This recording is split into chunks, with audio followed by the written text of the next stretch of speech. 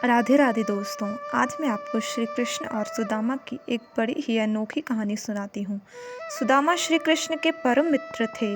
दोनों एक साथ आश्रम में पढ़ते थे, एक साथ जंगल से लकड़ियाँ काट कर लाते थे, एक साथ भोजन करते थे और एक दूसरे से अपने मन की सारी बातें करते थे। एक बार सुदामा के मन में मोह के बारे में जानने की इच्छा प्रकट हुई तो उसने भगवान श्री कृष्ण से पूछा, माया क्या है? कृष्ण, मैं माया के दर्शन करना चाहता हूँ। श्री कृष्ण मुस्कुराए और उन्होंने सुदामा से कहा, चलो नदी में स्नान करने चलते हैं। दोनों नदी के किनारे गए और अपने वस्त्र तट पर रखकर नहाने के लिए उतर गए। श्री कृष्ण ने 2 डुबकी लगाई और नहाकर वापस लौट आए और कपड़े पहनने लगे। सुदामा ने सोचा, एक और डुबकी लगाकर मैं भी तट पर चला जाता हूँ। जैसे ही सुदामा ने डुबकी लगाई, भगवान कृष्ण ने सोचा यही सही समय है सुदामा को माया दिखाने का। सुदामा ने देखा कि अचानक नदी में बाढ़ आ गई और वो नदी के बहाव से बहते बहते काफ़ी दूर चले गए। सुदामा तैरते हुए नदी के दूसरे किनारे पर पहुंच गए और वो वहाँ से आगे चलने लगे। चलते चलते वो एक गांव के पास पहुँचे। तभी उन्होंने देखा कि एक हथनी अपने सूंड में फूल माला लिए चली आ रही है। हथनी सुदामा के पास आई, उनके गले में माला डाल दी। तभी सुदामा ने देखा हथनी के पीछे ढोल नगाड़े बजाते हुए लोग आ रहे हैं। लोगों ने महाराजा की जय हो, महाराजा की जय हो का नारा लगाना शुरू कर दिया।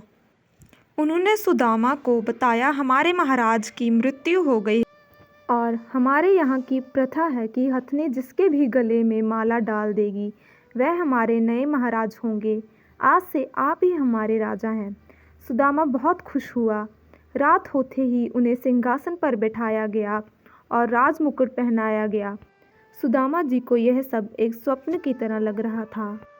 सुदामा जी का विवाह एक सुंदर सी राजकुमारी से करवाया, जिससे सुदामा जी को 2 संतानें प्राप्त हुई। कुछ समय बाद राजकुमारी की मृत्यु हो गई। यह देखकर सुदामा जी का रो रो कर बुरा हाल हो गया। सुदामा जी को ऐसे देखकर प्रजा ने कहा कि अगर आप ऐसा करेंगे तो प्रजा का क्या होगा। प्रजा के कुछ लोगों ने सुदामा जी से कहा कि हमारे यहाँ की एक रीत है कि अगर हमारे यहाँ के राजा की रानी की मृत्यु हो जाए तो उसके साथ राजा भी अर्थी पे जाते हैं, इसलिए आपको भी हमारी रानी के साथ ही जाना होगा।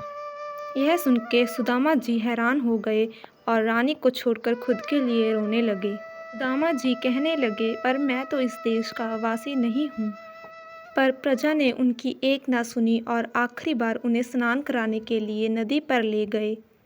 सुदामा जी डर के मारे कांप रहे थे। उन्होंने सोचा कि यह उनका आखिरी समय है और उन्होंने नदी में डुबकी लगा ली। और जब उन्होंने अपनी आंखें खोली तो श्री कृष्ण उनके सामने खड़े थे।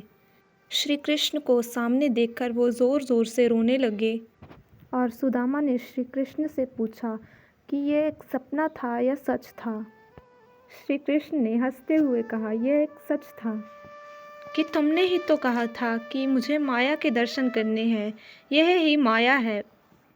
इस जीवन में सिर्फ मैं ही सच हूँ, बाकी सब माया ही है।